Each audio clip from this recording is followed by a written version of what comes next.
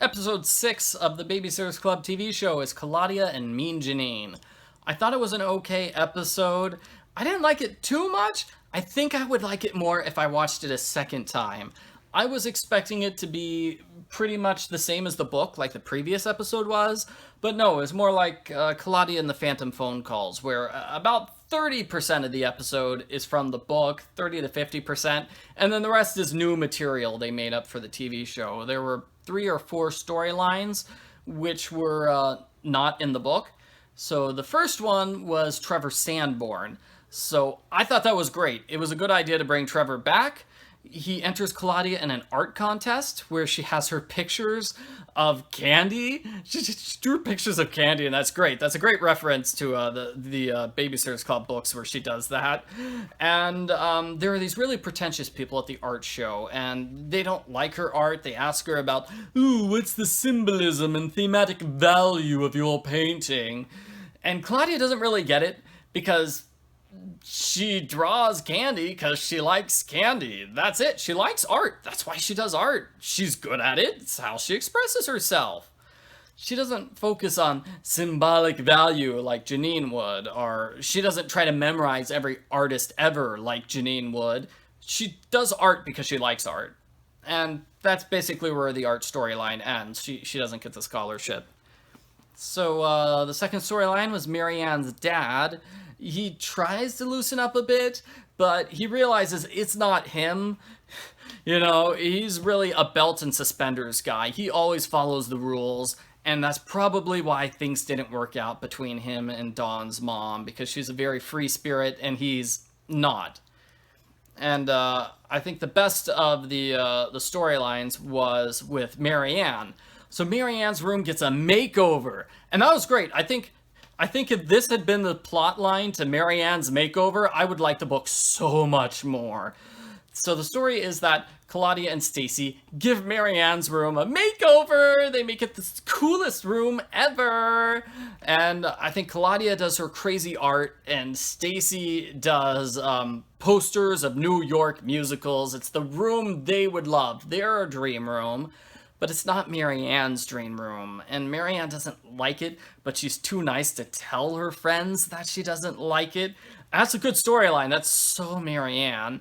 And she struggles with the fact that, you know, she's got this new room and she's got this new look, but why is she still acting like the same old Marianne? She doesn't feel any new or different.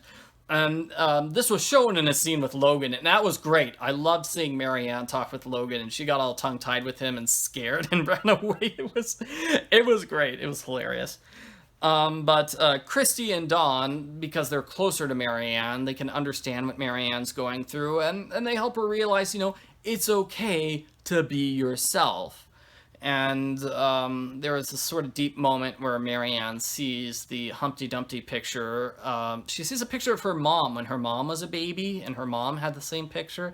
And so Marianne wants that same picture on her wall because it's not only a connection to her own childhood, it's a connection to her mother. And I thought that was deep. I like that. So those were all the storylines that they had in this episode, which weren't in the book.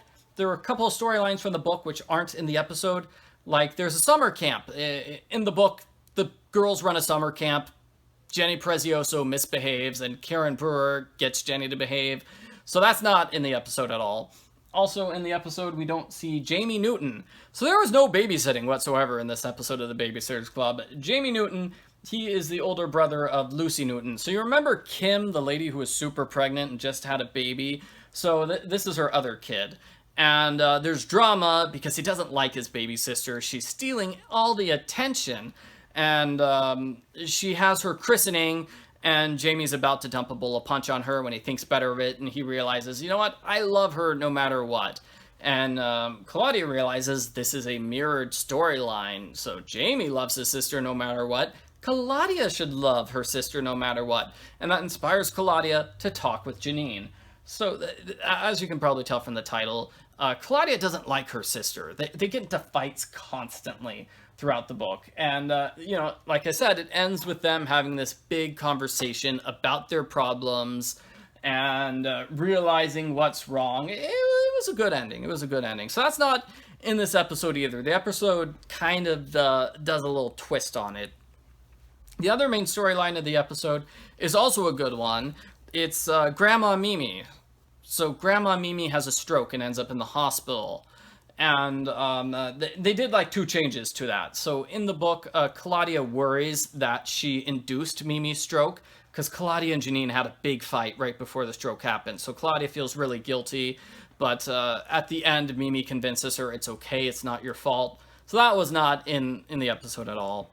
And the other big change was like half the book, about halfway through the book, Mimi comes home from the hospital and she has this long, slow road to recovery. Whereas in the episode, it kind of ends right after Mimi comes home and she's perfectly fine again. She's not struggling to recover. Whereas in the book, that was really sort of stretched out. So we visit Mimi in the hospital a few times, and Claudia feels kind of upset because she's not allowed to visit her. And I think she feels really jealous of Janine because Janine gets to visit. It's kind of hard to read Janine, and that's sort of the reason why I said I think I would like this episode if I watched it a second time, because I probably have a better ability to understand what's going on with Janine and read her emotions, because she's still kind of stony-faced for most of the episode. I can't tell if she's being mean to Claudia on purpose or if she's just, being unintentionally mean. She's just being a huge nerd and not realizing she's saying insulting things. I'm not quite sure. I think you could read it either way. But really dramatic ending where Janine talks to Mimi in Japanese, and she explains, well, Mimi's speaking Japanese because Mimi's sort of reliving her childhood, and she's remembering the terrible moment in her childhood when she was sent to a Japanese internment camp during World War II. And that was really deep. That was really kind of dark, but also deep and very good. And it really highlighted the connection between Janine and Mimi, because Janine didn't learn Japanese to be a show-off. She's not trying to be a show-off. She wanted to learn Japanese so she could have a connection with her grandmother, so she could have a connection with someone, because Janine is dying for human interaction. And I thought that was a really, really good ending. I think, I also would have liked the ending for the book, where Claudia and Janine sort of work out their problems. But no, here it's more Claudia and Janine sort of put their problems aside because they realize, fighting with a sister is really kind of insignificant compared to what Mimi has been through and what Mimi is currently going through.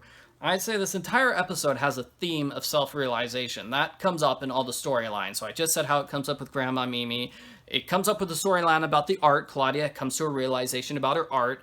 Marianne and her dad both come up with realizations about who they are. So it was definitely a theme to the episode.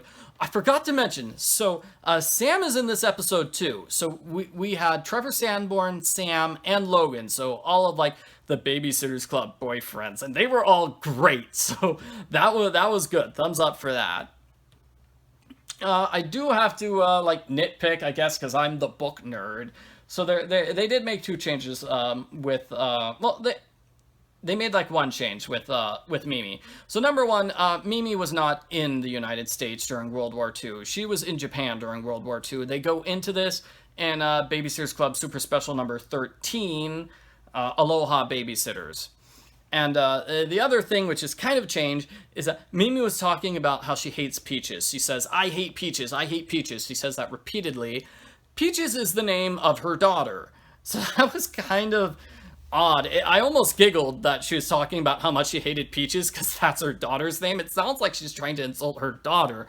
Aunt Peaches shows up like in book 78 or something.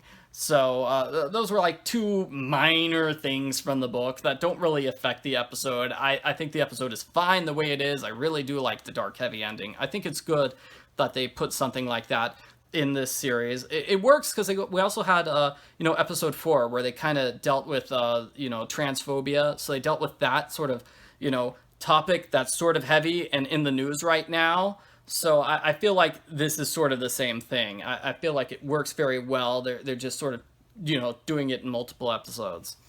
So overall, I'd say it was an okay episode. Like I said, I probably would like it better upon rewatching the episode. I did think the Babysitters Club boyfriends were great. I really liked the storyline with Marianne. That could have been its own book. That could have been good.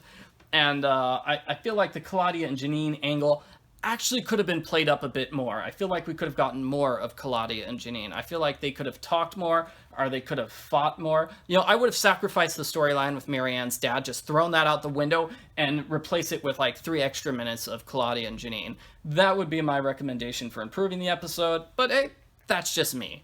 Other than that, a very good episode. It's very interesting to see the stuff with Mimi, especially when you know what's going to happen to Mimi in the future. So, I liked it. I'm excited to see the next episode. It ends with them getting a phone call from the Pikes, and that's exactly how the book ends. They get the phone call from the Pikes and say, hey, guess what? This is the next book in the series. Yay, they're going on beach vacation!